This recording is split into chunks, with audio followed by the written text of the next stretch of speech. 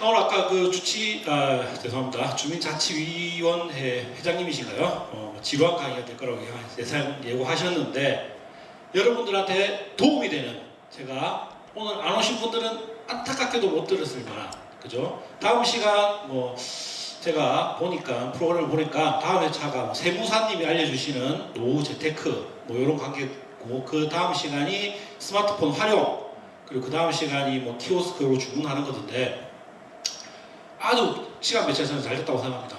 여러분들이 스마트폰과 키오스크를 사용하시기 전에 과연 어떤 사이버 관련된 범죄가 있는지 저한테 들으시고 그리고 다음 시간에 들으실 노인 재테크보다 여러분들이 계시는 분들의 재산을 지키는 일, 그죠? 억울한 사기 피해를 당하지 않는 게 재산을 불리는 것만큼 더 중요하다는 걸 오늘 짧은 시간 동안 제가 속도감 천천히 여러분들 다 여기 오신 분들이 다 100% 이해될 수 있도록 제가 설명을 해드리도록 가도록 하겠습니다. 먼저 여기 계신 분들 중에 전직 경찰관이시나 공무원이시나 이러신 분들 계십니까? 네. 안 계시죠? 네. 안 계셔야 제가 꽁을 쳐도 여러분들이 조금 믿고 제가 조금 꽁을 쳐도 여러분들이 이제 믿을 수 있으니까 제가 수업을 진행하도록 하겠습니다. 오늘 수업 진행하고 이런 식으로 할 겁니다. 이런 식으로 할 거고요. 제가 몇 분 안 계시니까 아주 이제 천천히 그리고 가끔 질문도 제가 할 겁니다. 질문도 할 거니까 잘 듣고 계시다가 답변해 주시면 될 것 같고요. 여러분들이 스마트폰 안 쓰시는 분, 그죠? 우리 스마트폰 전화기 안 쓰시는 분 없죠? 전화기에 카카오톡 다 쓰시대 계시죠? 쓰시죠? 요즘 다 쓰십니다. 우리나라의 휴대폰 가입자가 약 5천만 명이 넘습니다.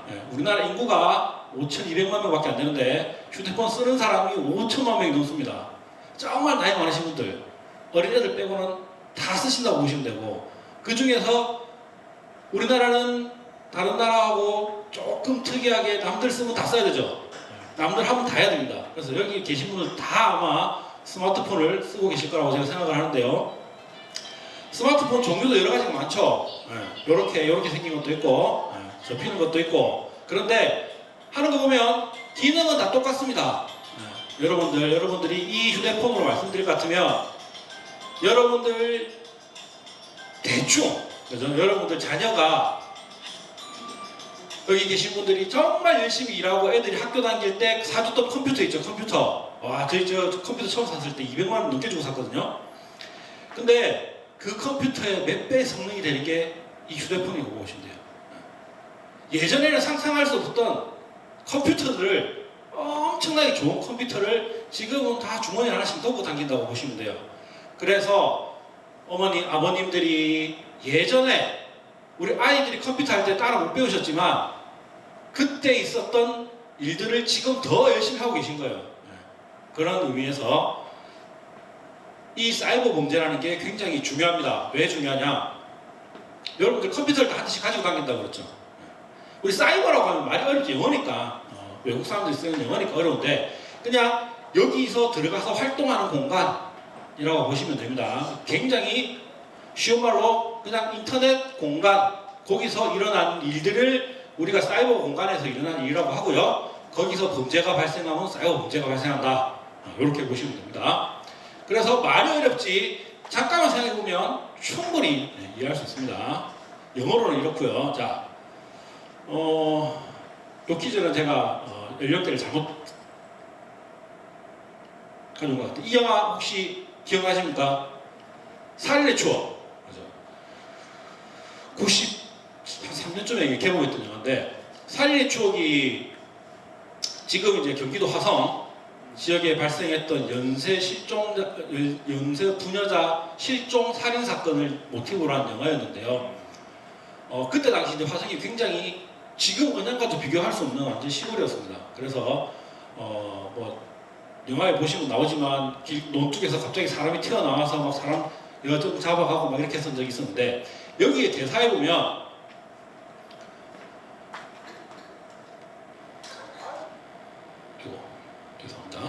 여기 대사에 보면 이 장면이 뭐냐면 여기 여성분이 한 분이 지금 저 안 보이는데 뚝에 있고요. 뚝에 있고 저기 다가가고 있는 남자가 서울에서 파견 온 형사였습니다. 남자. 그리고 저기 뒤에 승용차를 타고 가는 형사가 송강호 씨였습니다. 근데 이 장면을 형사가 딱 지나가다가 보면 당시 화성에서 막 여자 불륜사 뭐 살인 사건이 막 발생하고 있으면 딱 그 상태 그 상황으로 오해하기 쉽잖아요. 지금 여자가 강둑에 있고 남자가 막 다가가고 있어. 그래서 저희 형사가 송강호 형사가 차에서 문을 탁 내리면서 그때는 몰랐지만 요 남자를 2단 접착이라면서 대사를 날립니다. 그 대사가 오늘 원래 사실은 퀴즈였는데 제가 너무 상상을 가져온 것 같고 그 당시에 했던 말이 비속어를 좀 섞어가면 야 여기가 대한민국이 강간의 왕국이냐 이런 말을 했었어요. 영화 대사입니다. 영화 대사인데 제가 왜 이걸 이렇게 말씀드리냐고 하면 잠깐 나온 게 보시죠.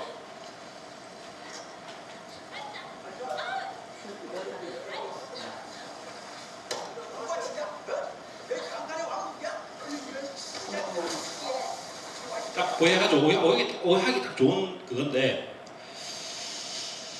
제가 그래서 오늘 요건 아까 영화의 도입부였고요. 제가 오늘 얘기하려고 했던 주제와도 관련이 있는 영상입니다. 그래서 여러분한테 퀴즈를 내고 제가 이제 퀴즈를 맞히신 분한테 선물을 드리려고 했는데 그거 넘어가고요. 제가 오늘 저는 원래 울산 사람이 아닙니다. 울산 사람이 아니고 이제 타지에서 경남 창원에서 고등학교까지 마치고 울산대학교 유학을 와서 울산에서 학교를 졸업하고 경찰이 돼서 지금까지 울산 같은 쪽 울주 구민입니다. 여기서 먼 울주 구민입니다. 저는 범서 구라리에 살고 있는데 언양하면 딱 저는 이제 이미지가 딱 그거밖에 딱 두 가지가 떠오릅니다. 맛있는 불고기와 국보. 그래서 이렇게 자랑스러운 울산 언양에 사시는 여러분들에게 오늘 이렇게 수업을 할 수 있었게 돼서 저도 다시 한번 영광으로 생각을 하고요. 온 김에 우리 경찰 자랑도 좀 하고 여러분들에게 경찰에 대한 홍보도 좀 하겠습니다. 자, 이 진짜 잘 안 보이는 제가 다 읽어드릴게요. 아버님은 예전에 비해서 지금이 범죄로부터 안전하다고 생각하십니까? 아니면 범죄가 더 많이 발생한다고 생각하십니까? 범죄가 많이 난다고 생각합니다. 아, 예전에 비해서 범죄가 아주 많이 발생하고 있다. 그죠? 혹시 아버님은? 아무래도 네. 이거 상관이 아니에요. 그죠? 범죄가 예전보다 많이 발생해서 우리 스스로 자체가 저도 경찰관이기 이전에 대한민국 국민이니까 불안감을 느낀다고 할 수 있습니다. 그죠? 그런데 실제로 보시면 제가 많은 숫자들 제가 적어오긴 했는데 우리나라는 2015년도에 가장 많은 범죄가 발생했습니다. 그 이후로 지속적으로 감소하고 있습니다. 실제적으로 범죄는 그러니까 이건 모든 범죄니까 뭐 다 털어서 그 중에서 이제 경제범죄. 근데 이렇게 범죄가 2015년도에 180만 건이 생겼는데 2020년도에 150만 건이 생겼고요. 21년도에는 코로나 때문에 조금 더 줄었습니다. 그런데 사기 범죄는 2015년도에 24만 건, 근데 2020년도에 34만 건으로 엄청나게 늘었습니다. 전체 범죄가 줄고 있는데 사기 범죄가 늘었다는 건 다른 범죄는 정말 급격하게 줄고 있다라는 걸 알 수가 있고요. 그래서 퀴즈 하나를 더 드리면 우리나라가 강력범죄라고 하는 5가지 범죄가 있습니다. 살인, 강도. 살인은 사람을 죽이는 거죠. 강도는 다른 사람의 폭력을 가하거나 해서 물건을 강제로 빼앗는 겁니다. 물건이나 돈을 강제로 빼앗는 거고요. 강간, 서로 상호간에 의사의 합치 없이 성행위를 하는 거고요. 절도, 물건을 훔쳐가는 거고, 폭력입니다. 폭력은 우리 술 먹고 싸우는 거죠. 술 먹고 싸우는 건데 이 중에서 가장 많이 감소한 범죄는 뭘까요? 제가 가장 많이 증가한 범죄는 사기라고 했습니다. 가장 많이 감소한 범죄는 무엇일까요? 절도, 살인, 강도 정답입니다. 박수. 네. 나중에 주민자치위원님 회원님에게 꼭 선물 하나 줄 수 있도록 제가 선물을 준비해주겠습니다.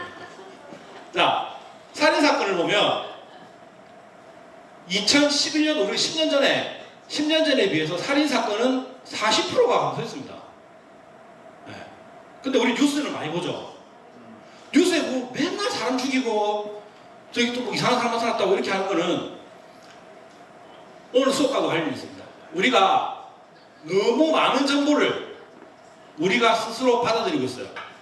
예전에는 몰랐던 사실들을, 필요 없는 정보들을 인터넷, 스마트폰을 통해서 너무 많이 가지고 있는 거예요.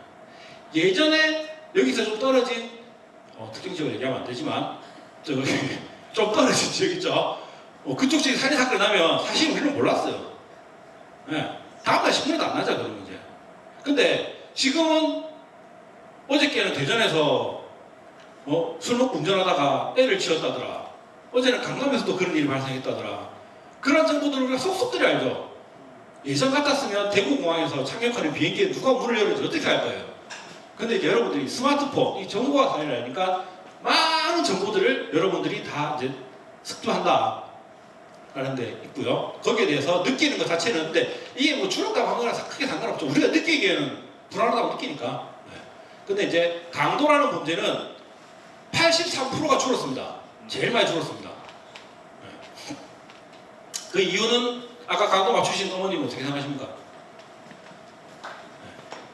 네. 강도. 네. 어떻게, 왜 줄었다고 생각하십니까? CCTV가 되면 예? 대면이 별로 없어요. 대면이 그렇습니까?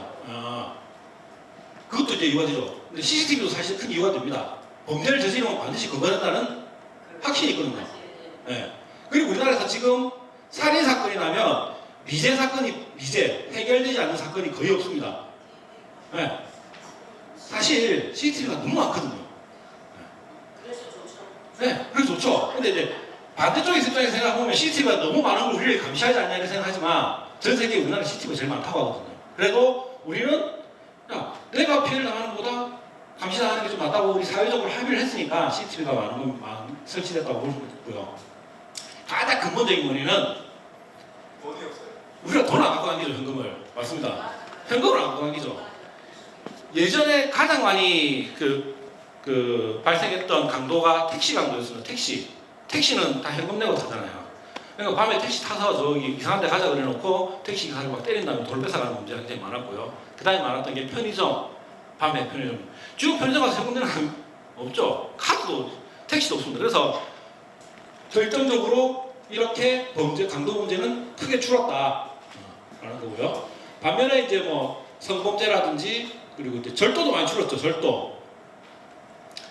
저희도 저희 어릴 때 경남 창원에서 살았지만 주택가에 살았을 때는 참 방법이 많이 취약했습니다. 그래서 옆집 담 넘어가면 뭐 다 있고, 근데 요새 다 아파트 살고 아니면 좀 구획된 집에 사니까 이런 것도 좀 많이 줄고 있다. 그래서 우리 사회가 급격하게 바뀌고 있다, 변화되고 있다라는 걸 이런 통계를 통해서도 알 수가 있습니다. 자, 요거는 SBS 뉴스에서 이제 카드 뉴스 이렇게 비슷한 걸로 만들었던 거였는데, 우리나라가 사기가 치는 게 어떻게 이제 발생하는지 한번 한 장씩 넘겨서 보겠습니다. 누군가 제 책을 굉장히 친절하게 다가와서 여러분들에게 알립니다. 네. 대표적인 게 나 이런 사람이라고 자기의 신분을 가시하면서 이렇게 접근하는 경우도 있죠. 제일 많고. 근데 지금은 이제 뭐 이런 경우도 있지만 대부분 이것도 과거 유행이라고 볼 수도 있지만 지금은 이제 인터넷 전화라는 이런 것도 많이 합니다. 그래서 보험 사기, 뭐 브로커, 누가 이제 교통사고를 당했든 안 당했든, 당했으면 병원에 좀 더 오래 입원해서 뭐 진단 많이 끊어주고 입원 잘 시켜준다는 병원을 소개시켜준다는 사람도 있을 수도 있고요. 아니면 사고를 안 했지만 한번 사고를 내고 보험금을 받아보자 이런 경우도 있고. 그 사기범의 특성을 우리가 조사를 해보면 사기를 한 번 치고 많은 사람은 없답니다. 대부분 여러 번 칩니다. 여러 번 치면 처음 쳤을 때보다 수법이 점점 고도화되겠죠. 그래서 사기에 당할 확률이 높다. 요거는 약간 뭐 부끄러운 자료긴 한데 우리나라가 일본에 비해서 사기 사건도 많이 발생을 하고 있고요. 실제로 경찰서에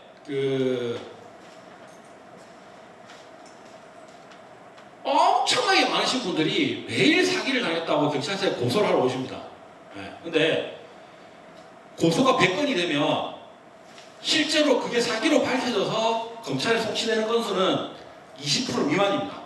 100건 중에 20건 미만, 10건 중에 2건 미만입니다. 나머지 건 사기가 안 되거나 애초부터 사기가 안 되거나 아니면 사기범이 정말 계획을 잘 세워서 안 걸릴 만큼 피해갔거나 그런 거고 제가 나중에 사기 좀 돼서 말씀드리겠습니다. 자, 그 사기범 쳐봐야 그렇게 높은 처벌을 받지는 않습니다. 사기 금액이 1억 원 미만이면 최고 징역이 1년 6개월 미만이에요. 실제 그렇게 사는 사람도 별로 없습니다. 우리 간단하게 얘기해서 물건을 훔치면 범죄에는 이렇게 돼 있어요. 7년 이하의 징역이나 2천만 원 이하 벌금인가 그렇게 돼 있거든요. 그만큼 줄 수 있다는 거지. 대부분 뭐 초범 같은 경우는 대부분 다 봐주고요. 법원에서 이제 재범, 2범, 3범 이렇게 가면 뭐 징역 6개월, 뭐 벌금 이렇게 나오고 그러니까 이게 실제적으로 사기 금액 1억 원 미만이면 대부분 경미한 처벌을 받는다라고 볼 수 있습니다. 그리고 제가 아까 사기 범죄가 많이 늘고 있다고 했는데요. 그 중에서 특히 인터넷을 통한 사이버 범죄 사기가 5년 만에 3배 정도 늘었습니다. 3배 정도 늘었습니다. 그래서 사이버 범죄가 엄청나게 많이 발생한다라는 거고요. 그러면 사이버 사기가 어떤 것이 있고 어떻게 예방을 할 건지에 대해서 우리 한번 알아보겠습니다. 자, 사기범들이 우리나라가 100건이 접수가 되면 한 20건밖에 기소 의견으로 검찰에 송치가 안 된다고 했는데 법률에 이렇게 되어 있습니다. 우리 법 어렵지만 한번 공부해 보겠습니다. 자, 형법, 사기, 사람을 기망해서 결국엔 사람을 속이는 거예요. 사람을 속여서 재물 교부받거나 돈을 교부받거나 물건을 교부받거나 재산 사기, 내가 어떤 것을 면제해 준다든지 내가 어떤 이득을 받으면 10년 이하 징역 2천만 원의 벌금을 찬다고 이렇게 되어 있습니다. 요게 사기가죄에 해당되는 종을 싹 다 합니다. 요 가지고 사기가 되냐 안 되냐 판단을 하는 건데 여기 보면 내가 돈을 빌려줬는데 돈을 못 받았다는 얘기 없죠? 없습니다. 돈을 빌려줬는데 내가 돈을 못 받으면 저 사람이 나한테 사기치거라 요렇게 얘기하시면 100% 사기가 안 됩니다. 이렇게 하면 100% 사기가 아니고요. 그것은 먼저는 우리가 사기라고 볼 수 없지 않아? 네. 그렇지요. 그렇죠. 근데 처음부터 내가 돈이 없었어. 근데 마치 돈을 갚아줄 것처럼 그렇게 빌리면 사기가 됩니다. 그럼 사기가 됩니다. 그리고 내가 재산이 10억이 있어요. 근데 저 사람한테 1억을 빌렸는데 안 갚았어. 그러면 사기가 안 될 가능성이 많습니다. 내가 지불 능력이 충분히 있으니까. 그래서 그 당시 돈을 빌릴 때 그 당시에 내가 돈을 갚을 생각이 있었는지 아니면 내가 갚을 능력이 되는지 그런 걸 보고 판단해야 됩니다. 그래서 무조건 돈을 빌려줬는데 내 친구가 그 다음 달에 갚아주기라고 2천만 원을 빌려갔는데 다음 달에 안 갚더라. 그럼 사기가 안 될 가능성이 많습니다. 그래서 경찰서에 오시면 이거 사기가 안 된다고 그러면 네가 내 돈 돌려내라고 경찰서에서 그렇게 하시죠. 그렇게 하긴 하는데 잘 제가 얘기해서 돌려보내는데 그냥 돈 안 간다고 그렇게 하시면 그러니까 사기라는 게 생각외로 우리 일반인들이 생각하고 있는 사기라는 개념과 법에서 정하고 있는 사기의 그 간극이 있습니다. 네, 개념이 다릅니다. 확실히 다릅니다. 요거는 사기를 한번 당해보시면 경찰서 사람 바꿔보시면 정확하게 이해가 됩니다. 근데 사기를 당하시지 않으셔야겠죠. 그래서 가급적이면 다른 사람과 거래는 안 하시는 게 좋다. 차용증 아무리 써봐야 각수 아무리 써봐야 아무 효력이 없습니다. 그거 아무 효력 없습니다. 아무 효력 없다. 그게 왜 그랬습니까? 차용증 써도 아무 효력이 있다. 그 사람을 사기죄로 쳐놓는 데는 아무 효력이 없다. 돈을 받는 민사적인 재판에서 당연히 걸 수 있겠죠. 그거는 민사를 해야지. 내가 2천만 원 빌려줬는데 못 받고 차용증 썼다. 차용증을 근거로 민사법원에 가서 2천만 원 갚아주세요라고 할 수 있어요. 근데 그 사람을 사기죄로 간판에 쳐넣지는 못한다. 그런 거고. 그래서 이제 2천만 원 빌려줄 때는 저 사람이 돈을 갚을 능력이 있는지, 갚을 의사가 있는지 확실하게 물어보고, 그죠? 확실하게 물어보고, 그렇게 해서 돈을 빌려주고. 근데 이제 2천만 원에서 개인적으로 자유투 쓰고 저 사람 안 갚으면 법원에다가 소송 제기하면 됩니다. 근데 이제 뭐 2천만 원 갖고 또 소송하면 또 뭐 변호사 사야죠. 뭐 그죠? 변호사 요새 변호사 비용이 좀 떨어졌지만 변호사는 민사소송 딱 착수 들어가면 300만 원 정도 받죠. 딱 300만 원 받습니다. 300만 원 받고 시작합니다. 그리고 그 2천만 원에서 얼마 떼서 받고. 그래서 공부를 열심히 해서 변호사가 돼야 됩니다. 자, 그래서 사이버 사기는 여러 가지 유형이 있는데 우리 물품 사기 어르신들은 이제 시장 가서 이제 직접 사시는 경우도 있잖아요. 근데 이제 젊은 사람들 같으면 자기가 쓰던 거를 이제 중국 물품으로 이렇게 거래하는 경우가 많습니다. 당근 마켓 이런 데서 이렇게 거래하는 경우가 많거든요. 근데 그렇게도 사기를 치는 사람들이 굉장히 많습니다. 그리고 실제로 마트를 인터넷에서 파는 마트를 가짜로 만들어서 전자제품을 싸게 판다고 사람들을 모아놓고 배송해줄게 그래놓고 물건 딱 받아서 터트리는 경우도 있고요. 애들 분유 같은 거, 기저귀 같은 것도 싸게 판다고 해서 막 모아놨다가 도망가는 경우도 있고 그런 경우도 있습니다. 그리고 그런 경우가 크게 많다고 보시면 되고요. 대부분 직거래 사기에서 발생하는데 어르신들은 뭐 이 직거래를 할 개연성은 많이 없는데 안 하시는 게 제일 좋습니다. 사실 안 하는 게 좋습니다. 저도 당근 몇 번 해봤는데 와 속 시끄럽더라고요. 당근 몇 번 해보면 속 시끄러워서 안 합니다. 그래서 이제 그 직거래는 안 하시는 게 좋고 가급적인 발권은 그 사람을 만나서 해라. 당근처럼 만나서 해라. 당근 아니고 우리 여기 뭐 여러 가지 카페들이 있는데 이런 것들이 있는데 중고나라라고 있고 뭐 이런 게 인터넷에서 가입하면 쓸 수 있는데 가급적이면 만나서 사시고 직접 사시는 걸 저는 강력하게 추천드립니다. 인터넷에서 다른 사람하고 물건을 구매를 하기로 했어요. 하기로 했는데 이렇게 해서 뭐 요새는 예전에는 물건 이렇게 사고 했으면 돈 보내주면 계좌이체 시켜주면 물건을 보내주고 이제 물건을 그냥 안 보내줬습니다. 그래서 며칠 기다리다가 사기를 당했는데 이제 한 해 뒤에 사람들 똑똑해지니까 야 너 택배 보낼 거니까 택배 운송장 번호를 보내봐라. 나한테 찍어서 보내봐라. 그래서 택배 운송장 번호를 이렇게 찍어서 보내줘요. 근데 이제 그거는 뭐 다른 사람을 도용하든지 택배 상자에서 가서 택배를 진짜로 보냅니다. 이런 거를 보냅니다. 진짜 이런 거 보냅니다. 와 나쁜 사람들이에요. 부탁가스도 보내고요. 벽돌도 보내고. 이런 거다 보내요.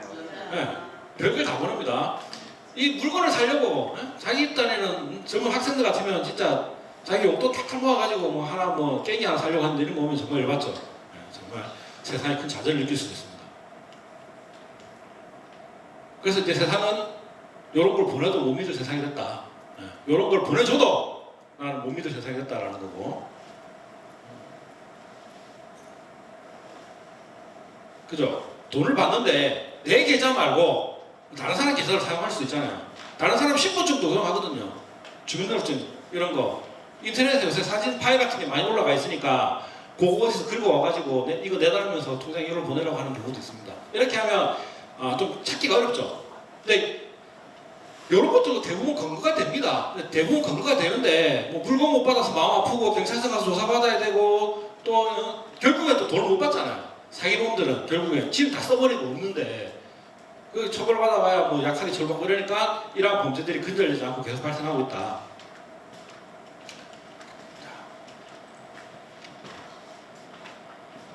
요거는 처음 들어보셨던 분들이 있을 수도 있는데 뭐 이거는 뭐 나쁜 그런 거 아니니까 나쁜 거 그러니까 인터넷에서 SNS를 쓰시는 젊으신 분들 여기 안 계시는데 한 40대나 50대 분들이 인터넷 페이스북이나 뭐 이런 걸로 그 이제 SNS 활동을 합니다. 카카오톡 말고 그러면 이제 굉장히 이제 친근하게 접근을 해서 내가 외로운데 이러면서 막 그런 하긴 하거나 아니면 내가 특히 그런 거 많이 합니다. 내가 미국 장교인데 아프가니스탄에서 근거리를 발견했는데 그 근거리를 미국으로 못 들고 가니까 난 군이니까 너한테 보내줄게.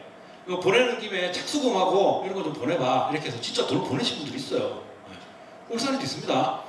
미군에 근무한 의사인데 외국에 근무한 의사인데 뭐 내가 돈을 뭐 아프리카 나이지리아에서 뭐 다이아몬드를 발견했는데 이러면서 막 돈을 보내라고 하면 진짜로 보내시는 분들이 있어요. 심지어 제가 경찰서에 있을 때 한 1억까지도 보내시는 분 봤어요. 중견 여성분이었는데 제가 정말 안타까웠습니다. 한 푼도 못 찾죠 그런 걸. 외국 계좌로 돈이 넘어가기 때문에 절대로 안 묻혀서 그런 것도 이런 것들도 발생을 한다.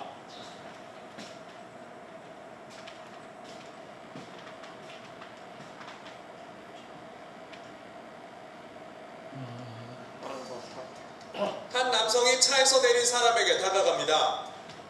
대화를 나누다가 자리를 뜨고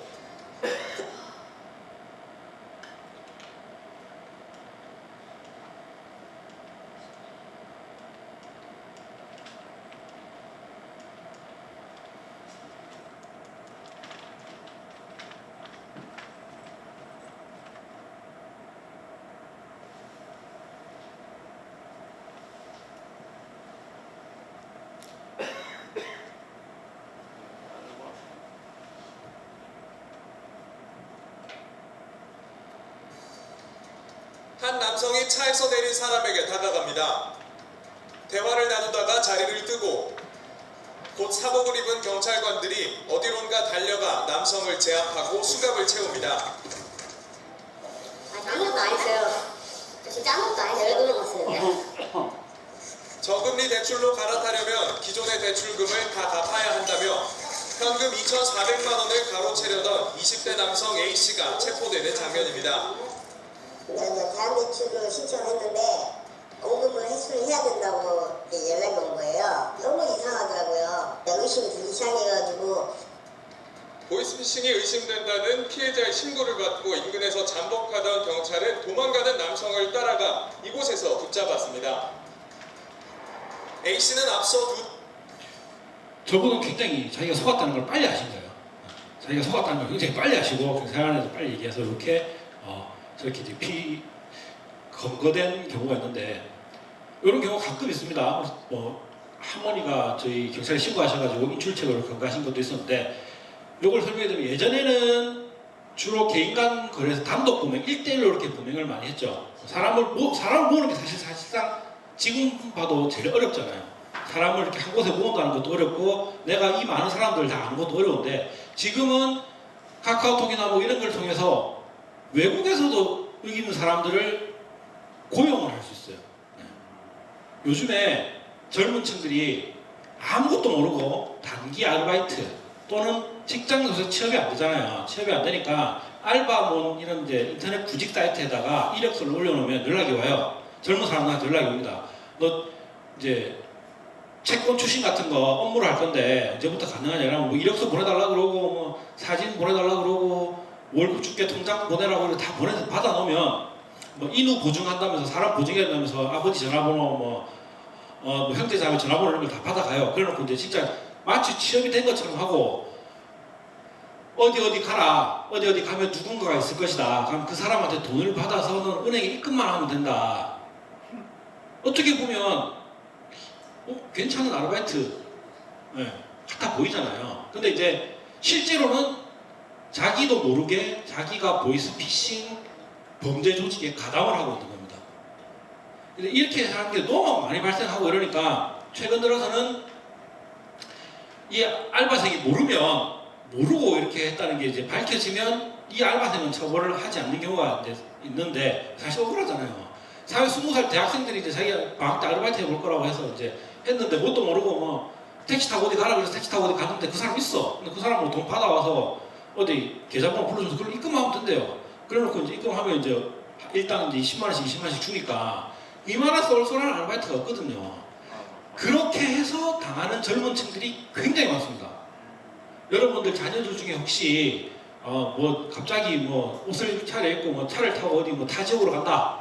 저 울산 사람은 선발해서 뭐 창원도 가고 거제도 가고 포항도 가고 구미도 가고 이렇게 합니다. 뭐 구미 사람 여기 오기도 하고요. 그래서 하루 그날 일정 그 동네 쫙 한 바퀴 사기당하신 분들 한 바퀴 싹 돌고 돈 받고 자기는 택시 타고 어디 가면서 택시도 다 준다고 하고 실제로 택시도 다 줘요. 택시 타고 뭐 은양에서 저기 울산 시내 갔다. 택시 영수증 사진 찍어서 보내달라면 다 줍니다.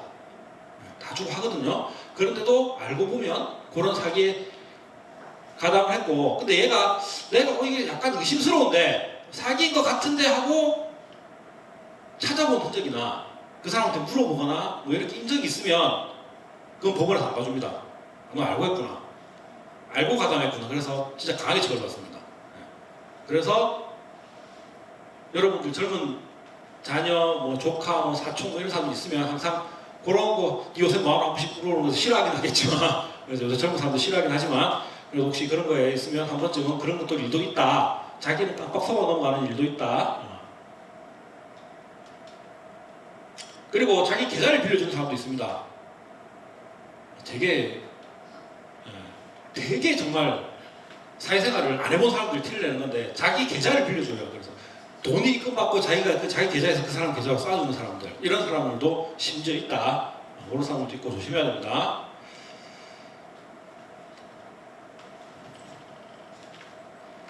경찰청 사이버 사기 예방 교육.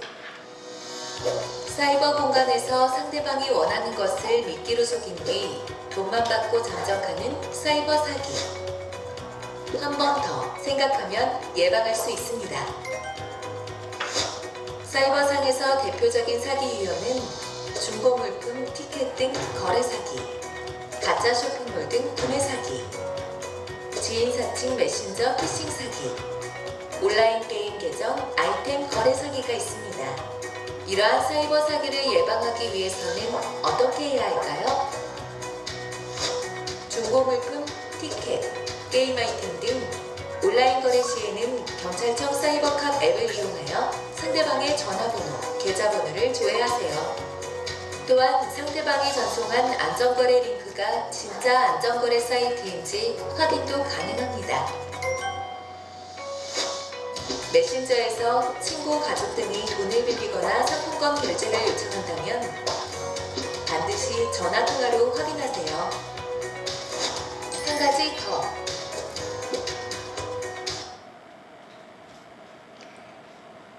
일단 직접 만나서 하시는 게 제일 좋고요. 사람이 일단 대면으로 하는 것과 온라인을 통해서 전화로 하는 것과 문자 메시지를 하는 건 서로 다릅니다. 100% 다릅니다. 그래서 사람이 자기를 예방할 수도 있으니까 만나서 거래를 하시는 게 가장 좋고요. 무조건 자기는 안 만나겠다, 택배하겠다 그런 사람들은 한 번쯤 의심해봐야 된다는 거고요. 자, 거래 전에 요거는 뭐 상식적으로 혹시 주변에 아들들이나 이런 그 젊은 사람들이 인터넷을 통해서 누구랑 거래를 한다 그러면 확인할 수가 있습니다. 이거 나중에 제가 다시 한번 설명을 드릴게요. 이제 인터넷 사이버 사기는 이제 그만하고 보이스 피싱이나 이런 거 다시 한번 설명을 드리겠습니다. 자, 우리 요거 하나 알아두면 뭐 상식적으로 알아두면 좋습니다.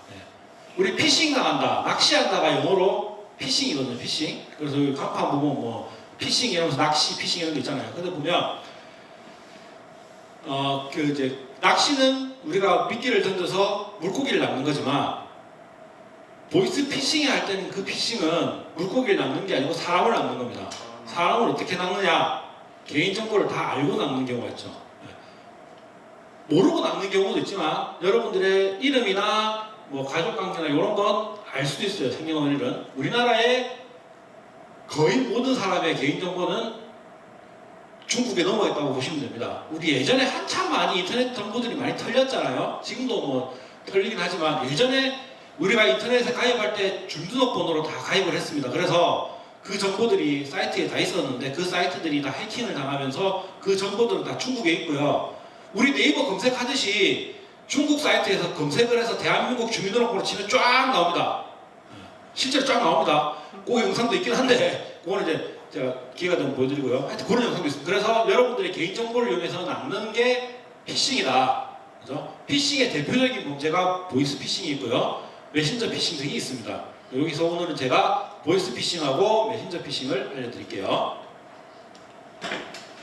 자, 보이스 피싱이라는 건 영어라서 어렵게 느끼실 수도 있지만 하나도 안 어려운 게 우리가 제가 방금 말하는 걸 영어로 보이스라고 얘기합니다. 보이스. 우리 예전에 드라마도 있었죠.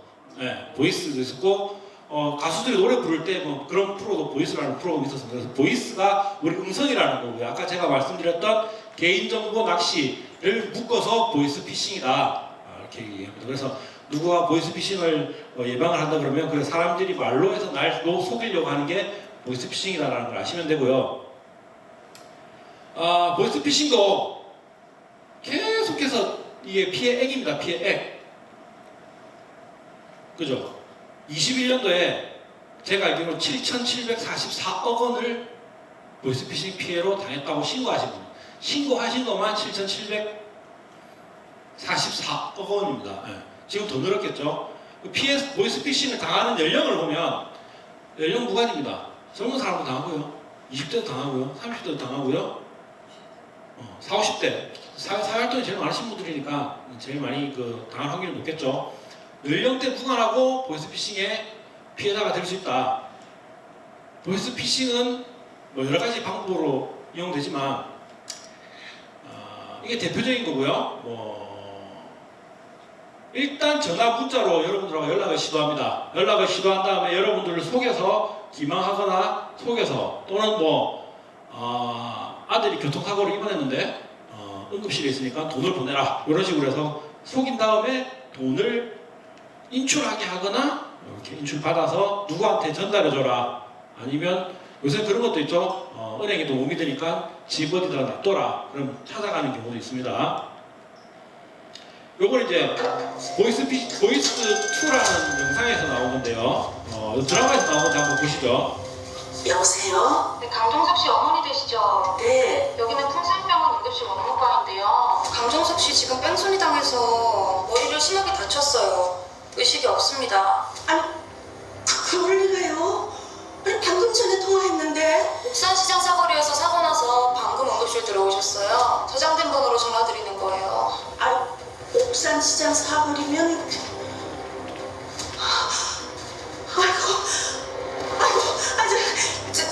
잠시만요. 내가 종석이한테 전화 좀 해보고요.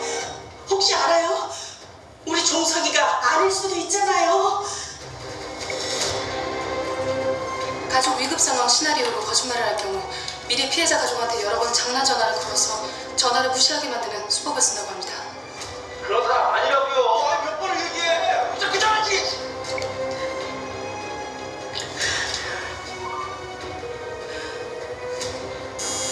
이 양반이 진짜.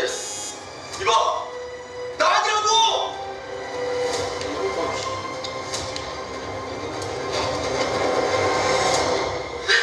왜 이렇게 전화를 안 받아?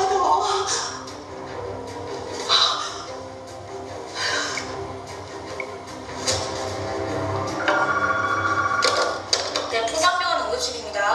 여보세요? 우리 정석이 괜찮은 거죠? 네, 보호자분 오셔서요. 수술 동의하시고 수납비 100만 원 내셔야 저희 수술 들어갑니다. 근데 은행 들렀다 오시고 그러시면 시간 좀 걸리실 텐데. 아니에요. 돈은 내가 집에 갖고 있어서 괜찮아요. 저 같은 내가 지금 금방 갈 테니까 우리 정석이 목숨 좀 살려주세요. 부탁합니다. 네, 빨리 오세요. 근데 할머니, 돈 아무데나 보관하면 위험해요. 요즘 도둑들이 얼마나 지능적인데요. 우리 할머니도 장롱 속에 늘 돈을 넣어두셨는데 그놈들이 귀신같이 알고 털어갔어요. 냉동실에 넣어두시는 게 제일 안전해요.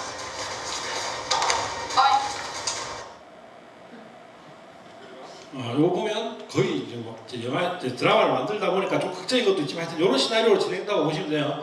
이렇게 되면 대부분 사람 속겠죠. 속을 수밖에 없도록 만듭니다. 저기 나오는 이제 젊은 전화 받는 여자가 우리나라 말 잘하죠. 옛날에 보이스피싱 같은 경우에 우리나라 말 되게 어색한 조선족들을 많이 고용했는데 이게 돈이 든다는 걸 아니까 우리나라 사람들이 나가서 하는 경우도 많아요. 실제로 우리나라 사람들이 많이 가서 하는 경우도 있고 현지에서 교육을 열심히 해서 우리나라 말을 똑같이 쓰는 사람들이 있다.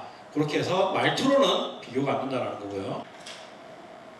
여러분들이 경찰서나 서울중앙지검으로부터 전화를 받을 확률은 없다고 보시면 됩니다. 일반인들은 서울중앙지검에서 여러분한테 전화할 확률은 1도 없어요. 정말 잘못하신 분들이 있으면 전화를 안 받으면 우편통장이 돼 있어요. 우편통지. 관공서에서는 1차적으로 전화도 하지만 이 사람이 전화가 안 받고 중요한 사건에 같으면 우편통지합니다. 여러분한테 전화할 일 없어요. 바빠 죽겠어요. 그래서 여러분한테 관공서라고 언양급사무소 전화하면 한 번쯤 의심해보세요. 언양급사무소에 전화해도 한 번쯤 의심해보시고 특히 경찰이나 검찰 여러분한테 전화할 일 없어요. 바빠요, 그 사람들. 바쁘니까 절대 전화 오면 무시하시라. 전화 안 받는다. 전화 안 받는다. 서울에서는 전화도 안 받아도 됩니다.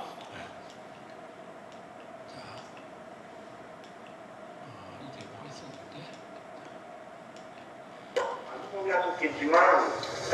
예전에 말이 이게 되게 어눌했는데 안 그러죠? 그래서 개그맨 이수지가 민정이 되는데 하나도 없어요. 그게 없습니다. 지금 저기 어린애 주민등록번호나 그리고 통장비밀번호를 알려주시면 제가 말씀하겠습니다.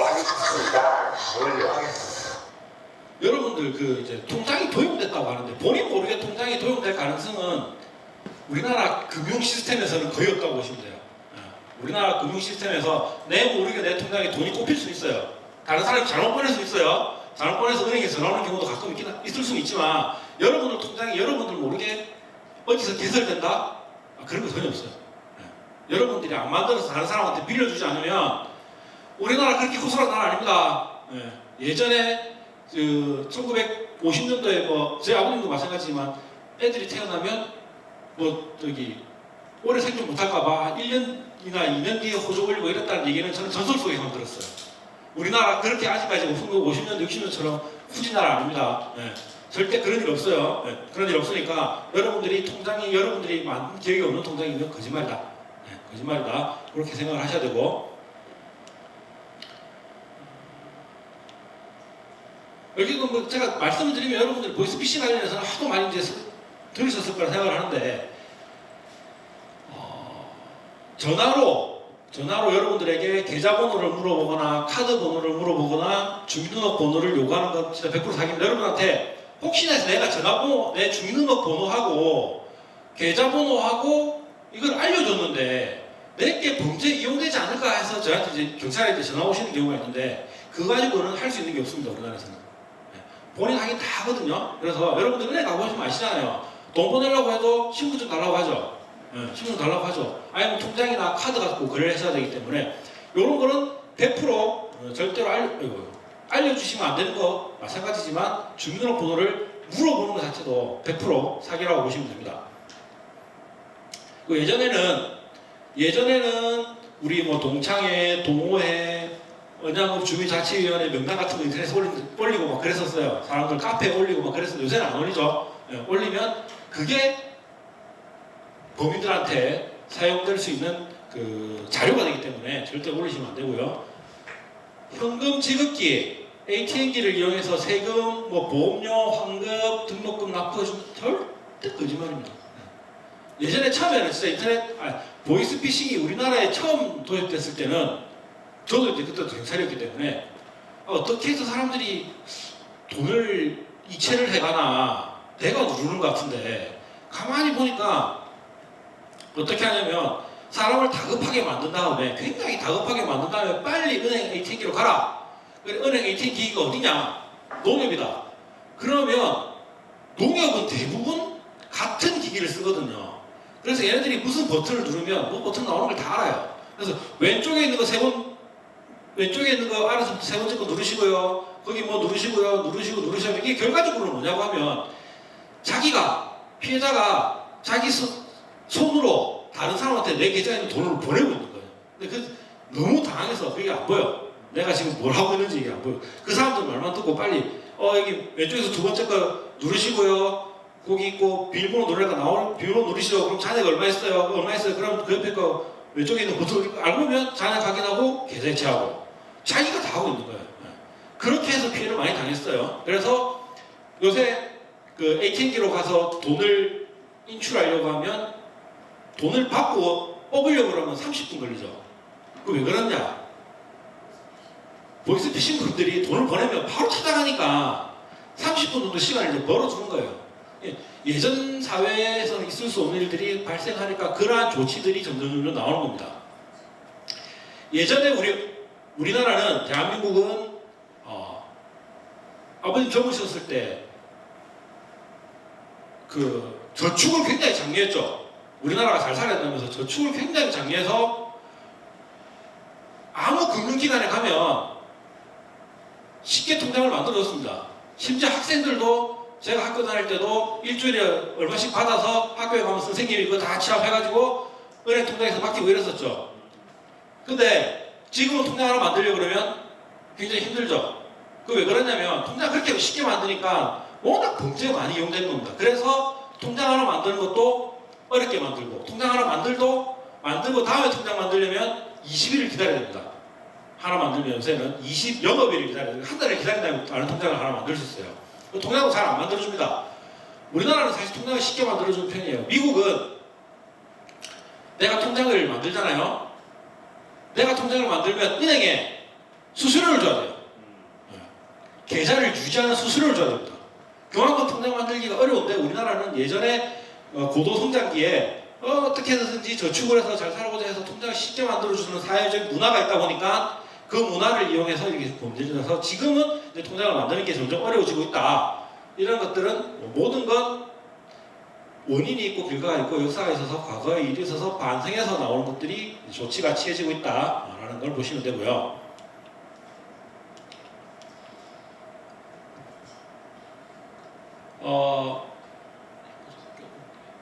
우리 여러분 다 이제 스마트폰 쓰시니까 문자 메시지 많이 오잖아요. 그래서 문자 메시지 정말 많이 옵니다. 예, 뭐 광고도 많이 오고요. 요새 광고가 TV로 광고하는 것보다, 그죠? 신문에 광고하는 것보다 이렇게 일일이 한 명씩 해서 이렇게 광고하는 게 훨씬 더 효과적이고 비용도 적게 들고 하다 보니까 휴대폰 문자 메시지나 그 카카오톡 이런 걸로 해서 엄청나게 많이 광고 문자도 보내고 이렇게 합니다. 그리고 택배 같은 것도 택배 와서 수령하십시오 이러면서 문자 메시지를 많이 보내는데 문자 메시지에 그 좋은 기능을 이용해서 설을 앞두고 가족이나 친지에게 택배로 선물 많이 이런 식으로 문자를 보낼 수가 있습니다. 네, 우리 문자 이렇게 보낼 수 있는데 이게 뭐냐면 요 문자 있고 이거 파란색 있죠? 요 파란색 요걸 누르면 우리 스마트폰은 특정한 사이트로 연결되도록 되어 있습니다. 저 정보를 담고 있는 택배 상품 미배달 주소지가 없다고 나옵니다. 변경해주세요. 누르면 마치 입력할 수 있는 사이트가 나올 것처럼 그렇게 이제 유도를 하는데요. 뭐 이런 거 많습니다. 누구 결혼식입니다. 네. 결혼식 청투장입니다. 돌잔치 초대장입니다. 동창회 모임입니다. 뭐 이렇게 해서 쭉쭉 이렇게 많은 내용들이 있을 수 있는데요.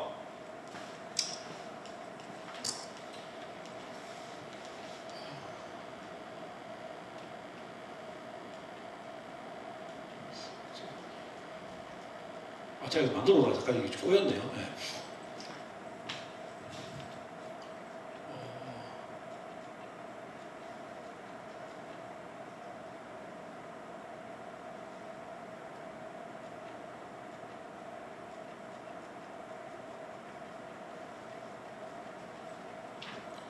어쨌든 요런 문자가 종류가 여러 가지가 옵니다. 여러 가지가 오는데 여러분들이 요걸 호기심에 클릭하면 어떤 일이 발생하느냐.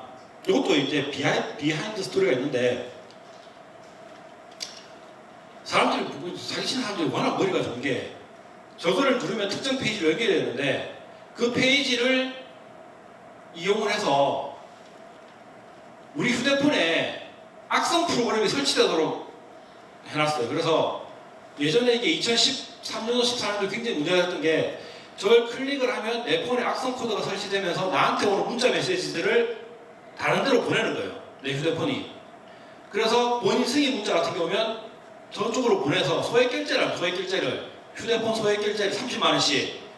근데 그것도 왜 가능하냐면 우리나라는 그때 당시 스마트폰을 가입을 하면 내 의사와 상관없이 아무 상관없이 소액결제를 할 수 있도록 열어놨어요. 나는 허락한 적이 없는데 내 폰으로는 소액결제를 30만 원씩 한 달에 할 수 있도록 만들어놨어요. 그러니까 범인들이 그걸 알고 이 사람 모르게 저런 걸 보낸 다음에 저 사람이 저걸 클릭을 하면 내 폰에 우리 흔히 얘기하는 그 바이러스를 심어서 그 문자 메시지를 다 빼가서 한 달에 30만 원씩 요금이 청구되도록 만들었습니다. 그 메시지를 어떻게 보내냐? 홍콩으로 보내서 거기서 입력을 하고 조작을 해서 이렇게 했습니다. 그래서 요것들은 실제로 정당한 의도로 우리가 좋게 활용하면 정말 좋은 건데 이 범인들이 자꾸 악용을 해서 이렇게 쓸 수 없도록 이렇게 만드는 경우도 있다. 그래서 여러분들이 만약에 혹시나 문자 메시지에 이런 것들이 온다. 가장 좋은 방법은 안 눌러보는 게 제일 좋습니다. 제일 좋은 건 안 눌러보는 게 좋고요. 아까 보이스피싱 하다가 뭔가 좀 제가 오늘 아침에 어제 만들다가 이게 좀 섞였다고 한데요. 여기 이제 우리나라에서 보이스피싱 관련해서 대국민 홍보한다고 만든 포스터입니다. 이 포스터 읽어보시면 금융위원회, 과기부, 외교부, 법무부, 방송통신위원회, 경찰청, 금융감독원이 다 모여서 만든 포스터가 의심하라, 의심하고 전화 끊고 확인하고 굉장히 간단한 것 같지만 우리나라 국민들이 다른 사람을 의심한다는 거 굉장히 어려운 일입니다. 우리나라 국민의 약간 특성이 저는 약간 그런 것 같아요. 아버님 다른 사람 의심하는 거 쉽습니까? 어렵죠. 다른 사람 믿는 게 더 쉬워요 사실. 우리나라 사람은. 저는 이제 요걸 왜 의심하고 그래서 가만히 생각해보니까 예전에 제가 어렸을 때 지금은 이제 우리나라 K-드라마가 주제도 여러 가지가 많고 뭐 다양한 장르 심지어 귀신, 좀비 이런 것까지 다 하는데 옛날에 드라마 80년대, 90년대 초반인데 드라마를 보면 제가 이제 어렸을 때 보면 그런 내용들이 많았던 것 같습니다. 의처증, 의부증 이런 주제 가지고 가족이 파탄 나거나 가족이 다시 헤어졌다가 그런 것들 때문에 우리나라 사람들이 굉장히 다른 사람을 의심하는 것 자체가 나쁜 일이다, 나쁜 거다라는 아마 우리 국민들이 공통의 약간 인식이 있지 않나 저는 그렇게 생각을 합니다. 그래서 그건 제 개인적인 생각인 거고요. 이거는 누가 한번 밝혔으면 좋겠는데 이제는 국가에서 정부기관이 다 모여서 공식적으로 모든 국민들에게 의심하라고 시키고 있습니다. 이제 의심하셔야 된다. 모든 사회생활에 대해서 한 번쯤은 의심을 해보셔야 됩니다. 일단 제가 왜 나한테 이런 호의를 베푸나 여러분들한테 농담 삼아 하는 거지만 가끔 기획부동산 이런 거에서 여러분한테 전화 올 때도 있을 겁니다. 땅 좋은 거 있다면서 지 땅 좋은 거 있으면 저 가족의 사돈의 팔촌까지 다 하지 나한테까지 왜 연락을 하는 거냐. 그래서 그렇게 생각하시면 됩니다. 간단하게 그렇게 생각하시면 됩니다. 아니 좋은 돈벌이가 있으면 저거 하지 뭐 나한테까지 일면식도 없는 나한테까지 그렇게 생각하시고 한 번쯤은 여러분들한테 전화를 받으면 이제는 한 번쯤은 실제로 의심해보셔도 이 의심이 굉장히 좋은 효과를 냅니다. 사람이 사기꾼들한테 당하는 사람들을 보면 굉장히 궁박한 상태를 막 급하게 만들거든요. 아까 제가 여기서 말씀드렸지만 보이스피싱 어르신들만 걸리는 거 아닙니다. 못 배우신 분들만 걸리는 거 아닙니다. 제가 제일 봤던 사건은 아까 똑같은 거예요. 아까 영상 봤던 거 똑같은 것처럼 미국에 유학가 있는 아들이 교통사고 당했다는 이 얘기를 듣고 지금은 퇴직하신 울산지방법원장님이 6천만 원 보냈어요. 이거는 공부를 잘하고 머리가 좋고 집에 재산이 많고 재산이 없고 아무 관련이 없습니다. 누구나 당할 수 있는 거. 그래서 한 번쯤은 여러분들도 꼭 한번 의심해 보시고 확인해 보시고 전화하시는 습관을 가지셨으면 좋겠습니다. 전화 끊고 딱 3분만 생각해 보시면 그죠? 우리 막 정말 자기가 화났을 때 뒤돌아서서 3초만 참으면 살인을 면한다고 하잖아요. 그죠? 그런 것처럼 우리 한번 딱 한 번만 의심해 봅시다. 한 번만 의심해 보시는 습관을 기르시면 좋겠고요. 승민 씨 아까 제가 했고요. 그다음에 아까 이 영상이 나왔어야 되는데 택배 관련된 것도 있고요. 공공기관 생활불편 민원 신고됐습니다. 교통 과태료가 부과됐습니다. 쓰레기 투기가 발생했습니다. 이러면서 여러 가지 종류의 이러한 스미싱 문자들이 여러분들을 공격하고 있습니다. 절대 클릭하지 말고 삭제하시고요. 이러한 것들을 클릭을 하게 되면 어떻게 되느냐? 여러분들 저장되어 있는 연락처가 싹 그 사람한테 갈 수 있고요. 여러분 휴대전화가 다른 사람에게 문자를 발송하는 기계로 사용될 수도 있습니다. 그래서 한 번씩 전화 옵니다. 모르는 사람이 나한테 전화 와서 막 욕을 하면서 전화를 끊는다. 왜 그런 문자를 보내냐면서. 알고 보면 자기도 당한 거예요. 자기 당했는데 자기 번호를 이렇게 다 나간 거야. 그 사람은 3일 동안 전화를 못 씁니다. 그래서 제가 그럽니다. 전화 끊으시라고. 어차피 사람들한테 요새 문자 메시지 자기 폰으로 보내면 요금제에 따라 다르지만 대부분 높은 요금제 쓰시는 젊은 사람들은 무료거든요. 무료. 문자 근데 그것도 이제 수십만 건을 못 보내면 통신사에서 차단하기 때문에 몇만 건을 보내는 건 상관없거든요. 그래서 그 사람들한테 진짜 하기 전화하는 것도 많이 들어서 저는 3일 동안 끊으라고 하면 전화. 끊고 가서 전화번호 바꾸라고. 어쩔 수 없다 이거는. 3일 뒤에 전화를 꺼놓고 그 다음에 전화가 계속 오면 전화를 번호 바꾸는 마음 생각해 보라고. 저는 그럴 정도로 그렇게 얘기하거든요. 그래서 요거를 누르시면 여러분들 휴대전화에 있는 사진들도 다 유출될 수 있습니다. 사진 유출될 수 있고요. 재산상 피해, 소액결제라든지 금융정보가 유출될 수도 있습니다.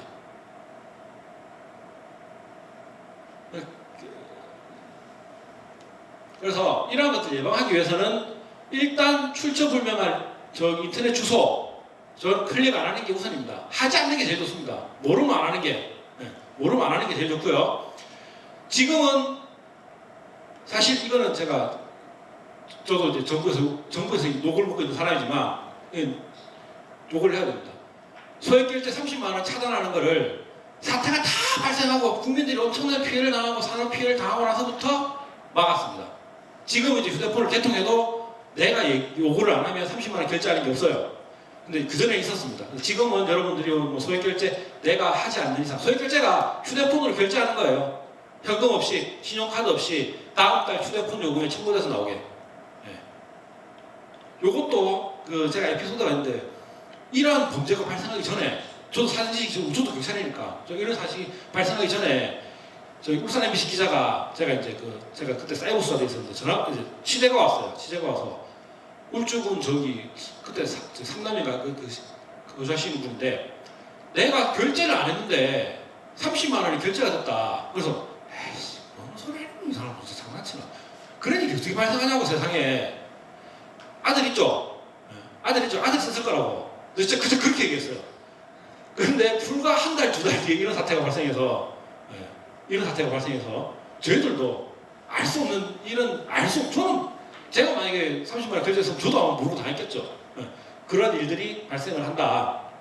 그래서 이런 거 소액결제는 차단하는 게 좋고 휴대전화에 우리가 백신 프로그램 같은 걸 설치를 하면 좋은데 이거는 뭐 여러분들이 은행 앱을 쓰면 V3라든지 자동으로 설치 같이 하거든요. 그래서 이거는 뭐 괜찮다고 보시면 되고 가장 중요한 건 이상한 사이트 들어가지 않는 겁니다.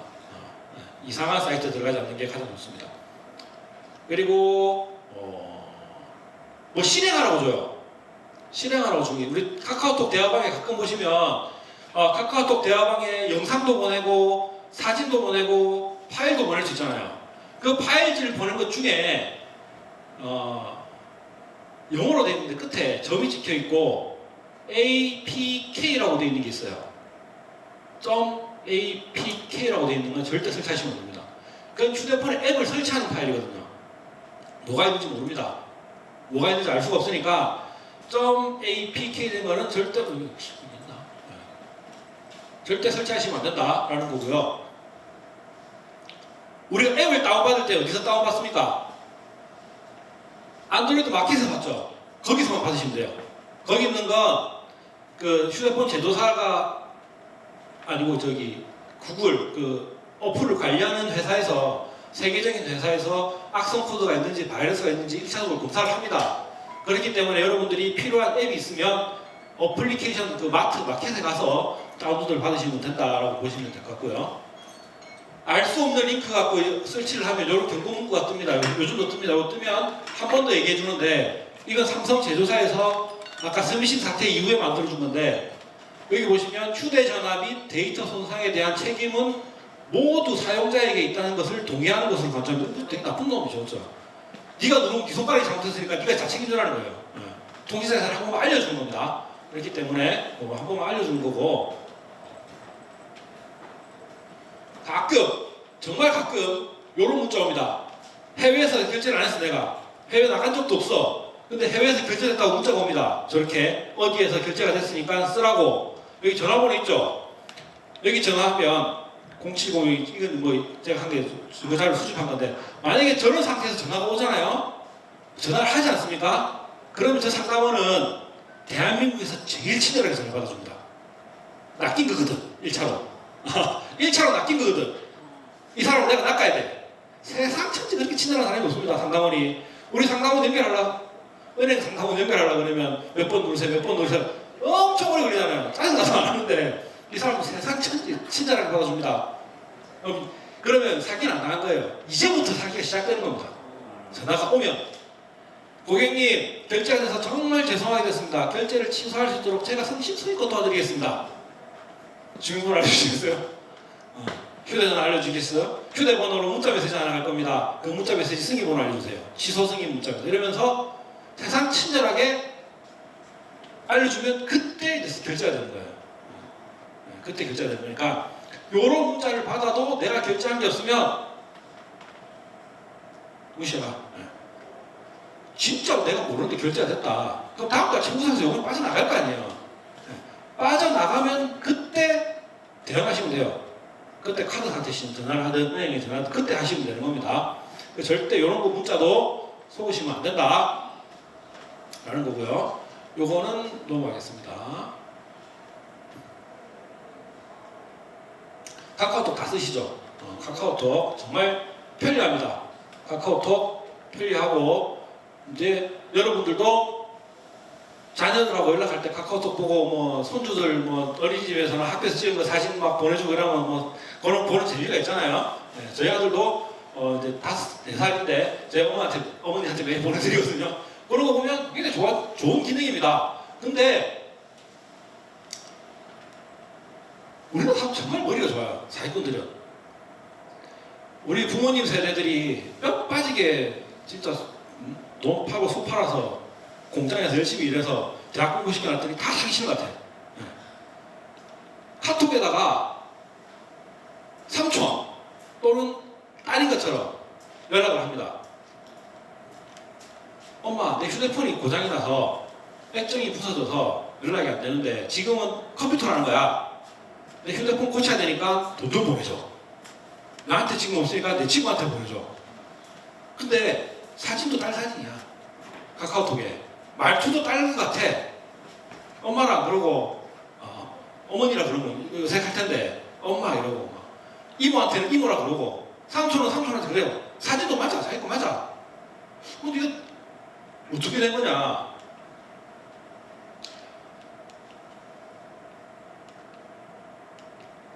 보이스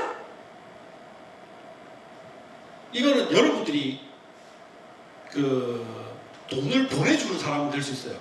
근데 여러분들이 할 수는 없어. 왜냐?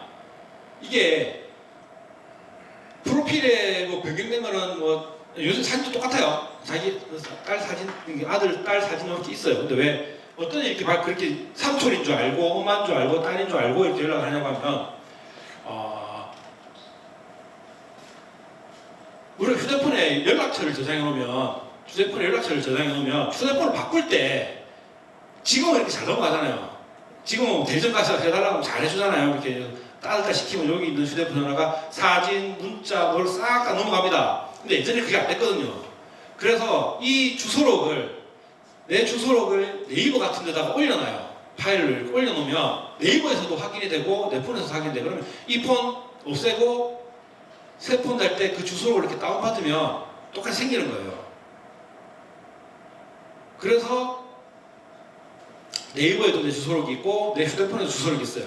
그러면 이 사람들이 내 폰을 공격하는 게 아니고 네이버 계정에 들어가서 어떻게 해서 들어가가지고 네이버에 있는 주소록을 다운받으면 내 정보가 다 있잖아요. 누구 엄마 전화번호 있고 누구 다 있어요. 그러면 가짜로 카카오톡을 하나 만들어. 카카오톡 만드는 게 쉽거든요. 카카오톡 하나 만들면 우리는 어려워. 우리는 어려운데 걔네도 되게 잘 만들어요. 전화번호가 있으면 되거든요. 전화번호가 있으면 돼요. 전화번호 우리나라 거 없어도 돼요. 카카오톡은 세계에서 다 쓸 수 있으니까 미국에서 가짜 전화번호 하나 따가지고 인증만 받으면 되거든요. 그렇게 해서 카카오톡을 하나 만든 다음에 얘 사진을 옮겨와요. 그래가지고 딱 만들면 마늘 걸면 딱 쏘아요. 사진도 자기 거고 카카오톡도 자기 거고 그리고 말투도 똑같아요. 왜냐하면 걔네들 말투까지 다 이거 하거든요. 그렇게 해서 돈을 보내달라고 하는 것들이 있는데 대부분 휴대폰이 고장났다. 그래서 PC로 저장을 해야 된다고 해서 그렇게 하는 경우가 많습니다. 그래서 부모, 삼촌 뭐 딱 정확하게 알고 얘기해요. 그래서 당할 확률이 더 높아지고 있다. 돈을 안 든다 그러면 그래서 그렇게 합니다.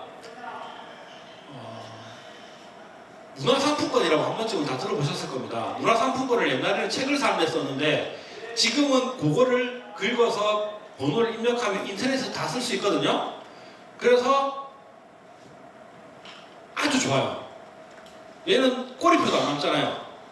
돈은 이체라면 이체 한 그게 남지만 얘는 10만원치 문화상품권을 싹 긁어서 등록을 해놓으면 10만원치 그냥 쓸 수가 있어요.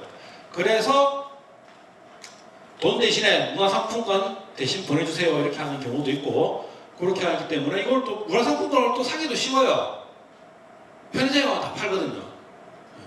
그래서 어떠신 분들은 이 편의점 가서 문화상품권 싹 다 사고 돈 보내주고, 다른 편의점 가서 싹 다 사서 보내주고, 이런 경우도 있다.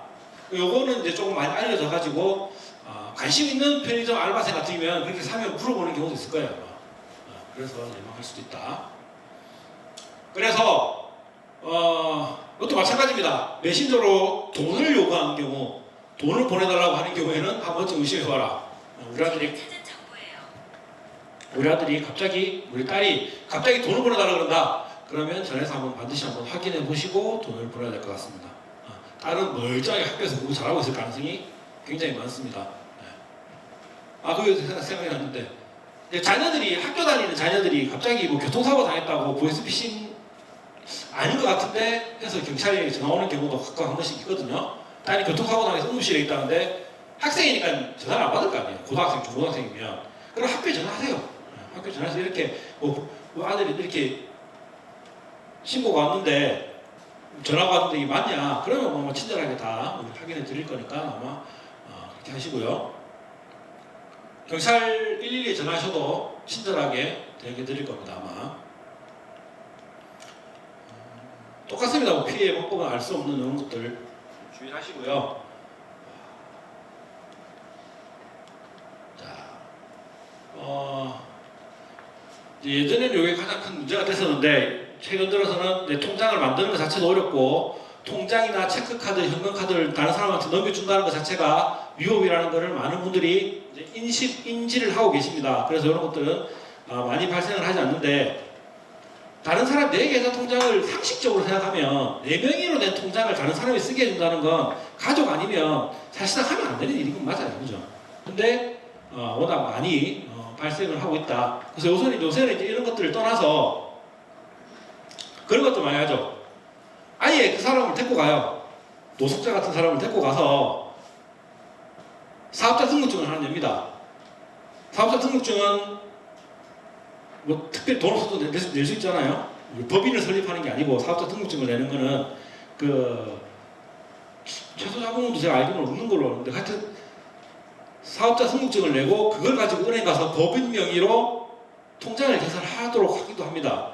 요것들도 이제 범인들이 하도 이제 통장을 구하는 게 어려우니까 이런 식으로도 구매를 한다. 그리고 예전에는 이런 문자도 많이 왔습니다. 체크카드, 현금카드를 대여해 주시면 한 달에 얼마씩 드리겠습니다. 이런 것들은 일반적으로 대포 통장을 구하기가 너무 어려워지니까 이렇게 대가를 주기도 한다. 대가를 안 받고 통장을 넘겨주면 처벌은 안 될 수 있지만, 대가를 받고 약속받고 내가 돈을 받을 거라고 생각하고 돈을 넘겨주면 다 제가 됩니다. 그건 다 처벌받는 거기 때문에 통장 같은 거 이런 것들은 반드시 넘겨주지 않으셔야 된다는 거 알려드리고요. 제가 처음에 인터넷 사기, 보이스피싱, 메신저 피싱, 스미싱 이런 것들에 대해서 한번 좀 쫙 설명을 다 드렸고요. 예, 이제 그러면 뭐 개별적으로 인터넷 사기는 직접 만나서 거래하고 가급적이면 안 하는 게 좋다. 그리고 보이스피싱 같은 경우에는 한 번쯤 의심해라. 여러분들에게 의심하는 게 가장 좋은 방법이고, 이러한 방법들이 있다고 저 설명을 드렸고, 스미싱도 마찬가지로 인터넷 클릭하면 안 된다 라고 설명을 드렸고, 불필요한 앱은 설치하지 마시고 마켓에서 다운로드 받으시라고 말씀드렸습니다. 그리고 대포 통장에 있는 건 당연히 본인 정보는 본인이 당연히 지켜야 된다 라는 거고요. 우리 개인정보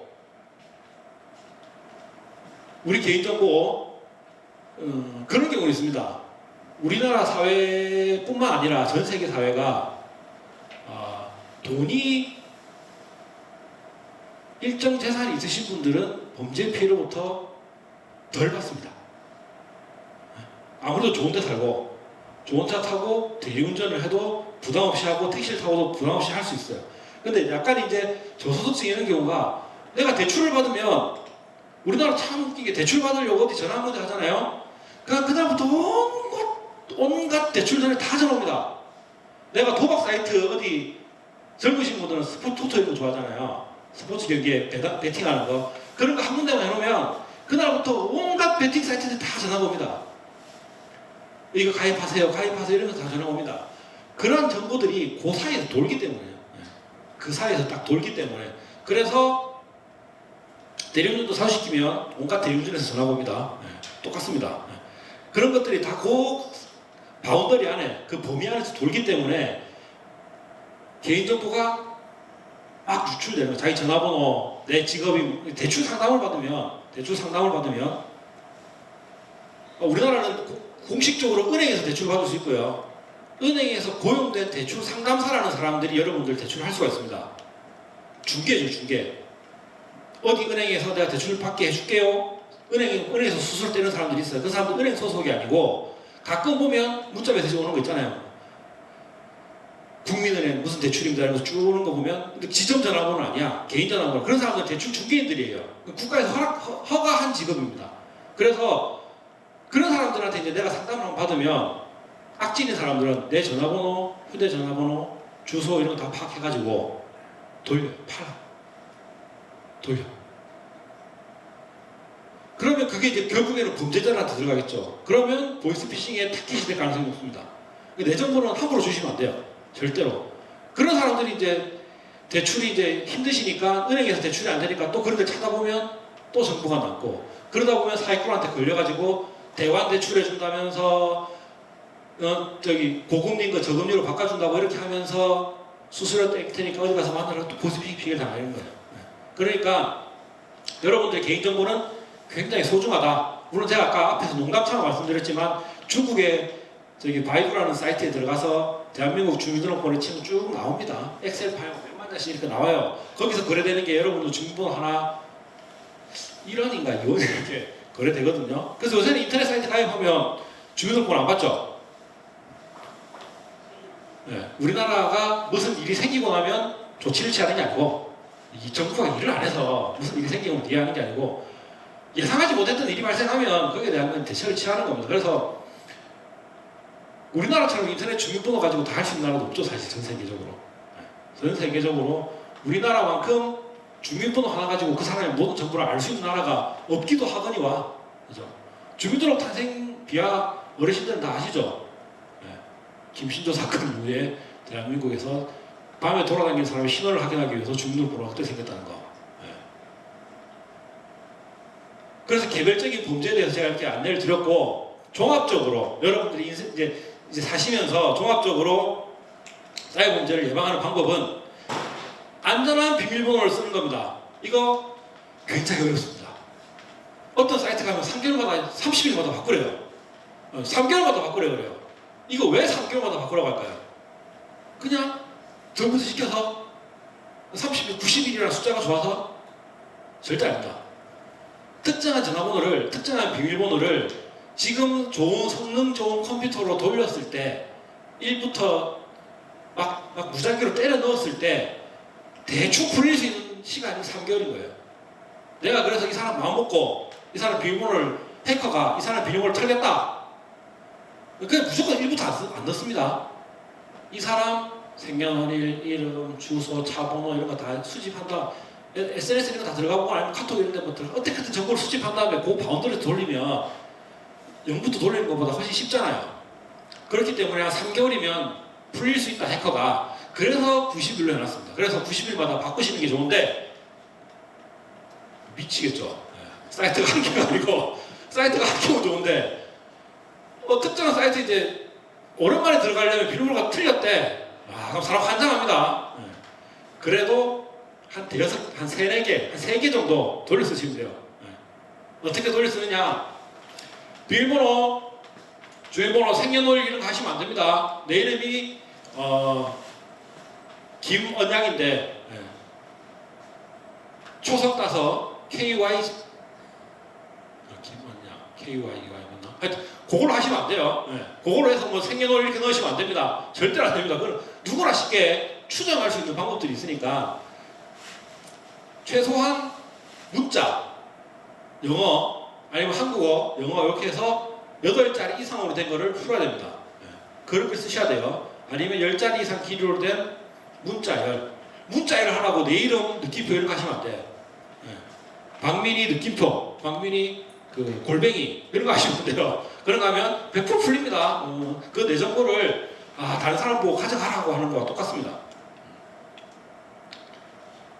여기서 제가 설명을 안 드렸지만 회사 다니시거나 이런 자기 사업체 하시는 분들이거나 개인 사업 하시는 분이거나 공무원이거나 이런 분이 있으시면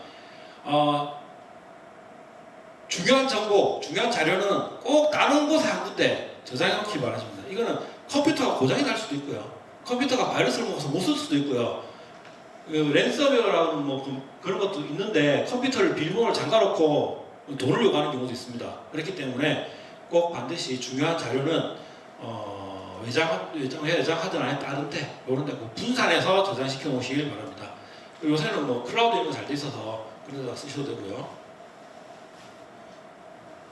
주기적인 비밀번호 변경 90일마다 한 번씩 변경하라고 권장해 드립니다. 권장. 비밀번호는 3개 정도 이렇게 돌려서 쓰시면 되고요. 비밀번호는 숫자, 문자, 특수기호 이런 거 해서 조합해 주시면 좋고요. 궁극적으로는 출처 불분명한 인터넷 주소 이런 거 클릭 안 하는 게 제일 좋습니다. 제일 좋고요. 출처를 알 수 없는 아까 제가 말씀드렸죠. APK 요런 파일 영어 요거 외워두시면 됩니다. APK 요거 설치 안 하시면 된다. 확인되지 않은 첨부 파일 같은 거 클릭 안 하시면 된다. 요거 비밀번호 제가 학생들 교육감이 이렇게 씁니다.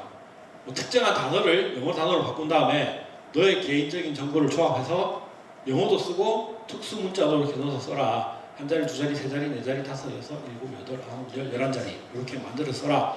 그리고 요 특수 코드만 넣어줘도 요까지만 해도 뭐 상관없지만 요거 넣으면 조합할 수 있는 개수가 엄청나게 많습니다. 우리 숫자 6자리 있죠. 6자리. 숫자 6자리로 조합될 수 있는 숫자의 개수가 560억 개입니다. 560억 개인데 이거 굉장히 많아 보이죠? 컴퓨터 1초의 연산 엄청 빨리 합니다. 컴퓨터 1초의 계산을 이거 단순히 그 1부터 해서 딱딱딱딱딱 숫자대고 1, 2, 3, 4, 5, 6, 7, 8, 9, 99만 9,999 넣는데 얼마 안 걸립니다. 얼마 안 걸립니다. 얼마 안 걸리기 때문에 어쨌든 자릿수 이렇게 많이 해주시면 비밀번호 여러분들이 쓰시는데 어려움이 없다. 나중에 요것만 바꿔도 되죠. 느낌표, 물음표, 골뱅이, 달러 표시, 샤 표시 이런 걸로 계속해서 바꿔서 쓰시면 된다. 라는 거고요.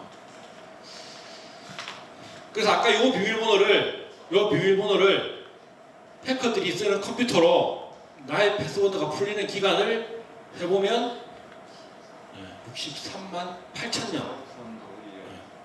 그러니까 여러분들 비밀번호를 내 비밀번호만 지키면 여러분 그 범죄 피해 당하는 걸 엄청나게 줄일 수 있습니다.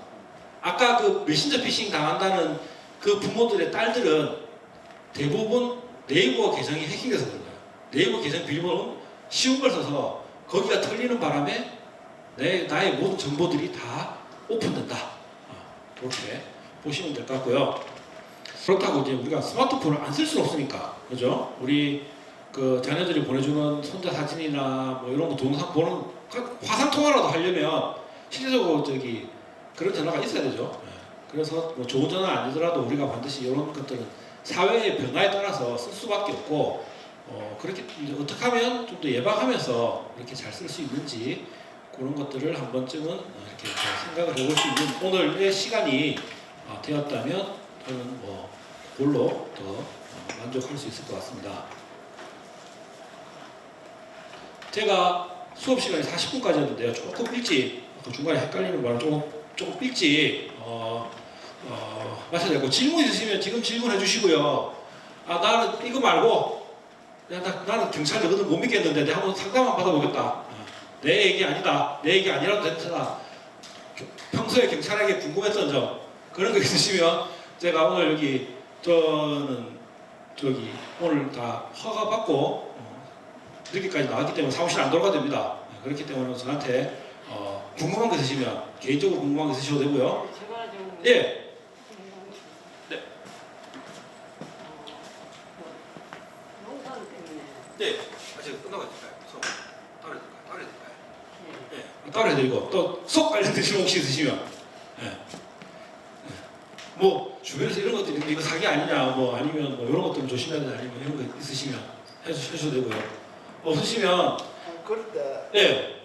사기를 안 당하려고 하면은 어떻게 해야 되는지 그거를 좀 아는 사람 친구도 실제로 이걸 현장에서는 예. 그런 거를 잊어버리고 맞습니다. 휘말리 가지고 그죠. 그럴 수가 있는데 그래 그런 걸 어떻게 해야 되는지 그러니까 제가 이제 말씀드렸지만 한 번쯤 진짜 의심해보는 수밖에 없습니다. 그 사람이. 의심을 해야 된다. 예, 예. 나한테 호의를 베푸는 게 뭐 진심에 나와서 호의를 베푸는 건지 나에게 대해서 어떻게 나를 빼먹으려고 하는 건지 사실상 순간적으로는 판단이 흐트러질 수 있지만 현장에서 결정을 안 내리시고 조금 생각해보고 결정을 내리시든지 예, 아니면 뭔가 조치를 취해야 될 때 잠깐 쉬었다가 커피 한잔 하시고 물 한잔 마시고 돌아서 산소 한번 쉬시고 그렇게 하시면 이 몰입됐던 순간이 이렇게 내가 날 막 몰입했던 순간이 그런 화제 전환을 통해서 싹 사라질 수가 있어요. 내가 이것만 보던 상황이. 예. 그런데 이제 그런 경우 그래 하면 좋겠는데 예. 실제로 이 사기 당한다는 거는 이 사람의 이 욕심 네. 욕심 때문에 그런 게 알겠나? 그죠. 근본적으로는 아마 자기한테 이익이 되니까 아마 그렇게 속지 않을까요? 예. 그거는 다음에 그 법무스님한테 제가 물어보겠습니다. 욕심을 안 부려야 사기를 안 나간다 이렇게. 그렇죠. 예. 맞습니다. 제가 따로 예. 한 가지 안 물어볼게요. 예. 얼마 전에도 보면 오십 중에 뭐 돈가방에 30억을 땡기고 자기 집에가 20뭐 사기 당해서 그 누구에 환수되는 거예요. 그러면은 그 피해자들한테 다시 이제 차들가 돌려주는 거예요. 그 50억이라는 돈을. 범죄 수익금 같으면 명백하게 범죄 수익이 그 사람이 했고 명확한 증거가 있으면 피해자한테 돌려줍니다. 돌려주고 근데 이제 피해자가 우리 딱 그렇지만 피해자가 100명인데 나는 2억이고 1억이고 이렇게 돼도 한 50억 남았다. 근데 평균에서 그러면 자기 그것도 우리 N방에서 그렇게 나눌 수밖에 없겠죠. 예. 그런 건 국고에 기록되지는 않습니다. 예. 범죄 수익 환수하려면 국고에 환수하지는 않고 개별적으로 경찰관들이 범죄 수익을 돌려주기도 하고요. 아니면 그 피해자들이 이제 뭐 소송을 통해서 이렇게 받기도 하고. 근데 이제 보이스피싱 같은 경우에는 우리 그 계좌를 빌려준 사람도 일정 부분 책임을 법원에서 묻거든요. 근데 나는 계좌만 빌려줬는데 돈을 엄청나게 물려줘야 될 경우도 있습니다. 그래서 통장 같은 건 함부로 물려주시면 안 되는 게 법원에서 통장을 빌려준 사람에게 한 40% 정도의 과실을 묻거든요. 내가 한 1억 범죄 피해자인데 저 사람 통장에 이용했다가 한 4천만 원 정도 이 사람한테도 손해배상을 청구하면 그걸 인정을 해줍니다.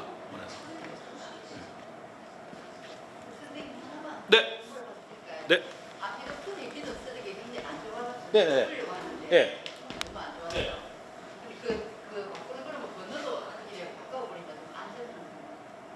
근데 제가 아까도 말씀드렸지만 우리나라 5천만 국민이 전화번호를 쓰기 때문에 예전에 어떤 사람이 쓴지 알 수가 없어요. 번호를 바꾸면 그죠? 예전에 억수로 깨끗한 사람이 있었어. 그 번호를 자기가 받으면 좋은데 근데 그 번호가 어떤 사람인지 통신사에서도 알 수가 없어요. 그죠.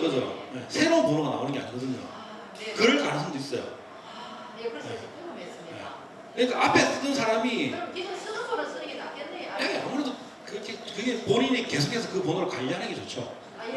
새 번호를 쓰면 복구를 보일 가능성이 있습니다.